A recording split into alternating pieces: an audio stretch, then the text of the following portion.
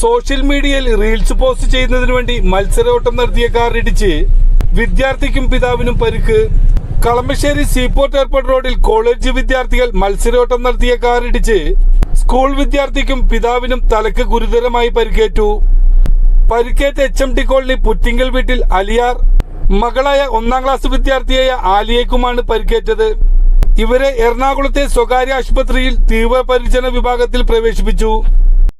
നിർമ്മാണത്തിലിരിക്കുന്ന seaport airport road HMT colony ജംഗ്ഷനിൽ തിങ്കളാഴ്ച വൈകിട്ട് 3:30യോടെയാണ് സംഭവം.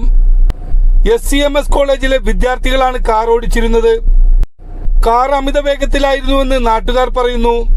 സ്കൂളിൽ നിന്നും മകളെയും കൂട്ടി റോഡ് കുറുകെ കടക്കുമ്പോഴായിരുന്നു അമിത വേഗത്തിൽ വന്ന കാർ ബൈക്കിൽ ഇടിച്ചത്. ഗതാഗതം നിരോധിച്ചിട്ടുള്ള സീപോർട്ട് എയർപോർട്ട് റോഡിന്റെ ഈ ഭാഗത്ത് മുൻപും വിദ്യാർത്ഥികൾ ബൈക്കുകളും കാറുകളുമായി മത്സരോട്ടം നടത്താൻ എത്താറുണ്ട്. ഇതിനു മുമ്പും നിരവധി അപകടങ്ങളാണ് ഇവിടെ ഉണ്ടായിട്ടുള്ളത്. ഇവിടം പോലീസിന്റെ നിയന്ത്രണം ഏർപ്പെടുത്തണമെന്നും ക്യാമറകൾ ഫിറ്റ് ചെയ്യണമെന്നുമാണ് നാട്ടുകാർ പറയുന്നത്. യുവാക്കളുടെ മത്സരയോട്ട വേദിയായി മാറി ഈ റോഡ്. ന്യൂസ് 95 വേണ്ടി ദൃശ്യങ്ങൾ പകർത്തിയത് ജോയൽ ജോയ്, കളമശ്ശേരി.